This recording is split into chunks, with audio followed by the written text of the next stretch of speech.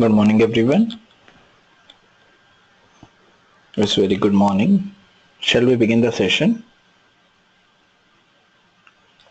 In the last class, we have finished with the various aspects of the database design. Today, I'm going to continue with the same aspects of database design. Yeah, in the last class, we have finished with the two parts. What is the queries? One is the index. Now, third part is authorization requirements. So first of all, any doubt, anyone in the previous class?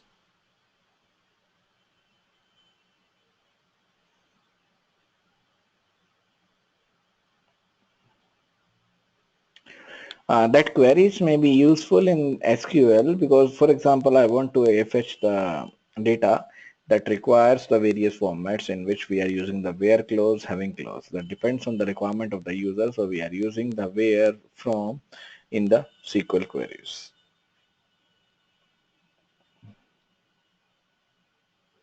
Yeah, we can also speed up the queries with the help of the index, updates, any extra work to maintain the accuracy.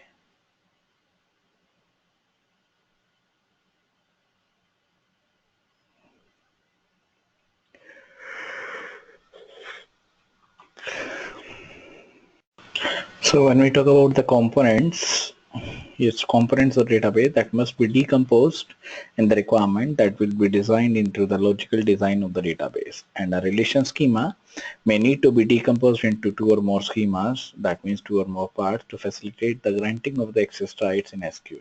For example, when we talk about the employee record, that may include the data according to the payroll, job functions, medical benefits. So these are the various, we can say the table that is decomposed into the, or database that can be decomposed into the multiple tables. And because different admin units of the enterprise may manage each of these types of data, so some users will need access to payroll data while being denied access to the job data. That means some have access to the payroll data, but some do not have a data access to the job data, medical data, and so on. So if these are in one relation, so the desired division of access must be feasible with the use of views. Next one is data flow or the workflow. So database applications are often part of a large enterprise application that interact not only with the database system, but also with the specialized functions of the applications. For example, when you talk about the manufacturing company, SCAD, that is a computer-aided design, this is one of the important part in assisting the design of the new product, that is help of the computers. That's why its name is computer-aided design. That CAD system may extract data from the database via an SQL statement. So that is designed via an SQL statement, process the data internally, perhaps interacting with the product manager, and then update the database. So it depends on the workflow. This depends on the data flow, how it works, how it uses the CAD, how it is used with the database via an SQL statement. So first one is extracting the data from the database via an SQL statement, then process the data internally. Process means any processing, that may be a multiplication, calculation, anything. Then perhaps interacting with the product designer, then update the database. And during this process, control of the data may pass among several product designers as well as the other peoples. So as another example, consider a travel expense report. It is created by the employee returning from a business trip, that is possibly by means of the special software package, and subsequently routed to the employee manager. Perhaps other high-level managers are also routed to the employee manager, high-level manager, and eventually to the accounting department for payment, at which point it interacts with the enterprise accounting information system. That depends on the workflow, that depends on the data flow, how it works, how it is used with the CAD system, that is the computer-aided designing. And the term workflow refers to the combination of the data and the task involved in processing or processes like that of the previous example when we done, and the workflow interact with the databases system as they move among the users, and user also perform the task on the workflows. And in addition to the work data on the which workflow operates, the database may also store the data about the workflow itself, including the task workflow, how they are routed among the users, how they specify a series of the queries, how they are distributed to the database design, the database system, how they are accounting to the database design systems. And in these terms, modeling the enterprise requires not only to understand the semantic of the data, but also the business processes that uses these data, that uses the how it works, how it flows.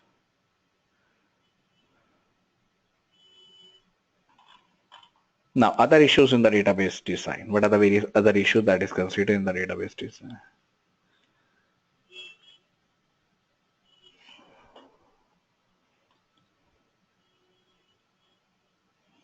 So a database design is usually not a one-time activity, but the need of an organization evolve continually, and the data needs to be stored also evolve correspondingly. That means it is storing correspondingly, it is used correspondingly.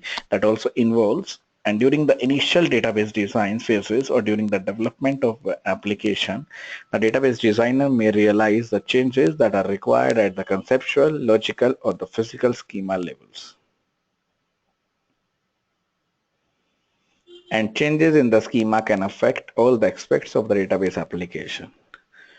And a good database design anticipates future needs of the organization and also ensures that the schema requires minimal, that is a minimum change as the need involves. And it is also important to differentiate between the fundamental constraints that are expected to be permanent and constraints that are anticipated to change. So one is permanent, one is changing out. That is a one-time entity. For example, when I talk about the constraint that an instructor ID identifier unique identifier is fundamental to the space. So on the other hand, it also requires with the policy that an instructor can have one policy, one department, which may also change at a later point, at later date, if joint application or appointments are also allowed over here.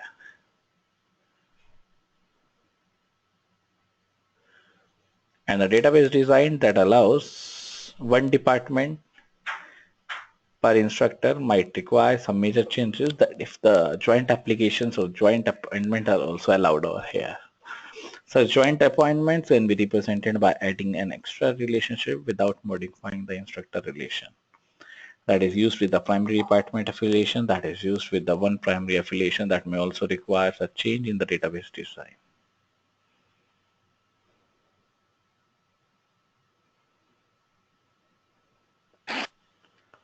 And it also it also includes that the enterprise also connect with the database that's serving more interact with other enterprises.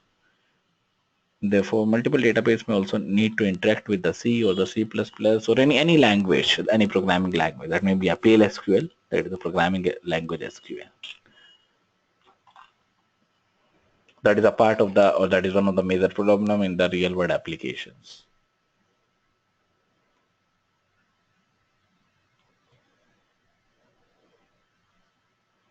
It is also worth noting that the database design is a human-oriented activity in two senses. First is end users of the system are the people, even if an application exists between the database and the end users. And the database designer needs to interact extensively with the experts in the application domain to understand the basic requirements, data requirements of the application. And all of the people involved with the data have needs and preferences that should not be taken into account in order for a database design. That is how it implements, how it built up, how it deployment to succeed within the enterprise. That is how it is built up, how it is going on, how it is used to define with the requirements. Now let's talk about this diagram that shows what is the relationship between three entities, that also shows the aggregation and the specialization and the generalization.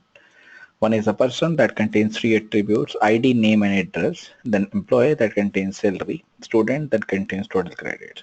Then instructor and the secretary. There are two parts. Instructor contains the rank. Secretary contains the hours per week. That these are depicted with the specialization, with the generalization that is used in an ER diagram that depends on whether an entity can belong to the multiple specialized entity set or it must belong to at most one specialized entity set. So it depends on the formal case, that depends on the disjoint specialization. And for an overlapping specialization, it is a case for the student and employee. This is used for the two separate errors that are also used for the disjoint specialization that includes instructor and the secretary as a specialization of the employee. So there is a single arrow that is used over here. This is a single arrow, and this is the multiple arrows. That is a rectangle containing the name of the entity set. This is the person, this is the employee, this is the student, this is the instructor, this is the secretary.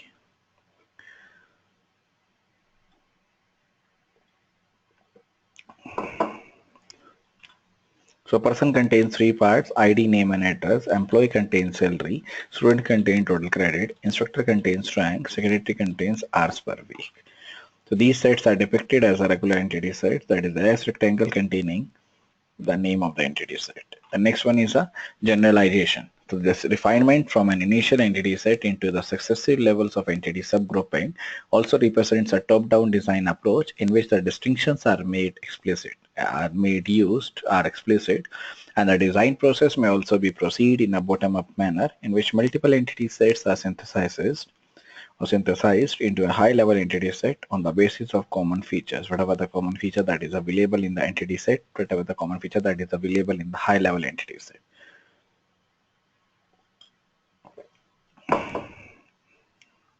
So the database designer may have been first identifying with the instructor entity set with attribute instructor ID, instructor name, instructor salary, and the ranks.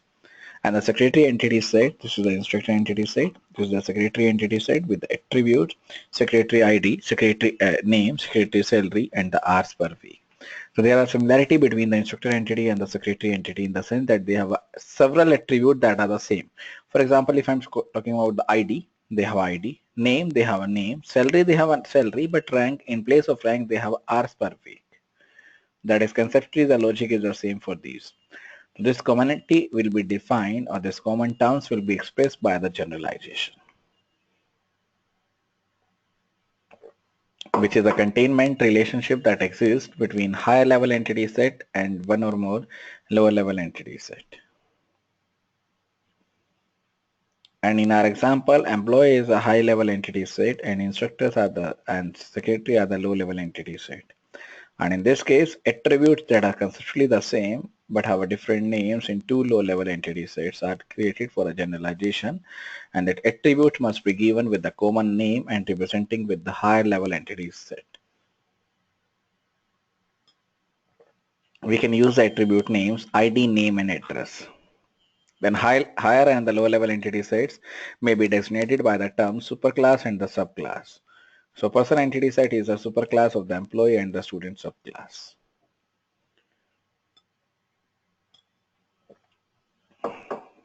And for all practical purposes, generalization is a simple inversion of a specialization.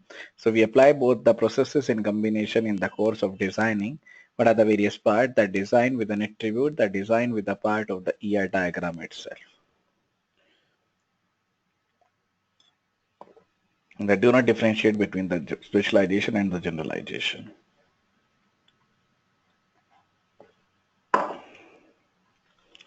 And the differences in the two approaches may be characterized by their starting point and the overall goal. So this specialization stems from a single level entity set or single entity set that emphasizes differences among entity within the set by creating the distinct lower level entity sets. And these lower level may have an attribute or may participate in the relationship that do not apply to all the entities in the higher level entity set. And indeed, a reason will be applied to the specialization is to represent such distinctive features that have exactly the same attributes as a person entity and also participate in exactly the same relationship as a person entity. So there could be no need to generalize that term. There could be no need to specialize the person entity set. So this also proceeds from the recognition that a number of the entity sets also share some common features that are represented by the single attribute, same attribute, and also participate in the same relationship set. And on the basis of their commonalities, generalization also simplifies or uses the entity set into a single high-level entity set. This is used to emphasize the similarity among the low-level entity set and to hide the differences. That also permits the economy of the representation in that shared attribute that are not repeated out, that are not used.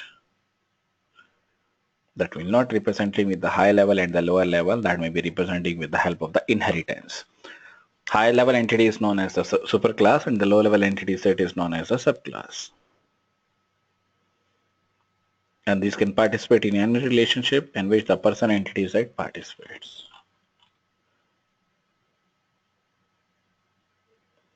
And whether a given portion of any year model was arrived by the specialization or generalization, so outcome is basically the same.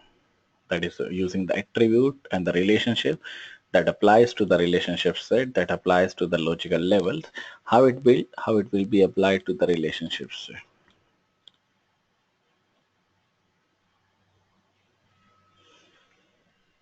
And what follows, although we have refers to only the generalization, then properties are discussed fully to both the processes. So this hierarchy also defines the entity sets in the figure that shows how employee will be connected with the instructor and the salary or secretary. Now next is the constraints on the generalization. What are the various rules regulation that is followed on the generalization? One is the condition based. So we put a condition on the generalization, that is this entity will be related to only that entity only. This is the generalization. This is the constraint. So that will be used or place a certain constraint on a particular generalization, and one type of constraint also involves or that determine which entities can be a member of the given lower level entity set. And such memberships may be one of the following. One is a condition based, that includes with the lower level entity sets with a membership that is evaluated on the basis of whether or not an entity set or entity satisfied an explicit condition or the predicate. So for example, assume that the high level entity set student has the attribute student type. So in this case, all the student entities that are evaluated are defining student type attribute, and only those entities that satisfy the condition student type equals to graduate are allowed to belong to the lower level entity set graduate student. And all these entities that satisfy the condition student type equals to undergraduate are also included in the undergraduate student. And since all the low level entity sets are defined, are evaluated on the basis of the design phase, on the basis of the condition phase that are using the same attributes, and this type of generalization is said to be the attribute defined. The next is user defined, that depends on the user, that depends on the employment university employee that are assigned to one or more four teams or work teams. So we therefore represent the team as four level entity sets of the high level employee entity set. And this will be used automatically for the explicit defining condition. And in charge of this decision, the team assignments on an individual basis, that is a user defined. So one is a condition defined, one is a user defined. And next type of constraint that depends on the entity, whether or not the entity may belong to one or more lower level entity set within the single organization or generalization. And this lower level set may be of one of the following. One is a disjoint. This follows that the entity belongs to no more than one lower level entity set. Then overlapping, the same entity may belongs to more than one lower level entity set within a single generalization, within a single part. For an illustration, consider the employee work team example and assume that certain employees must participate in more than one team work. And a given employee may therefore appear in more than one teamwork entity sets that are lower level entity set of the employee. And this generalization is overlapping in terms. It is overlapping of the same entity sets.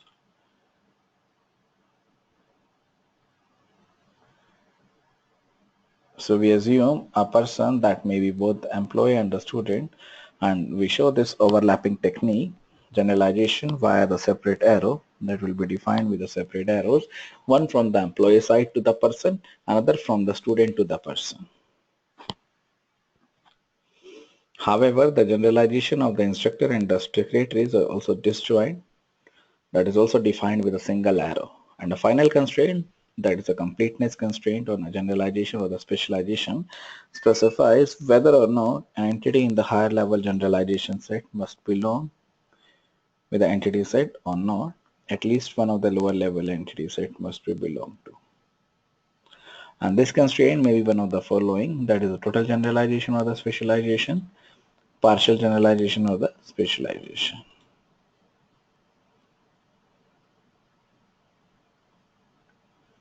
And each high level entity must belongs to a low level entity set.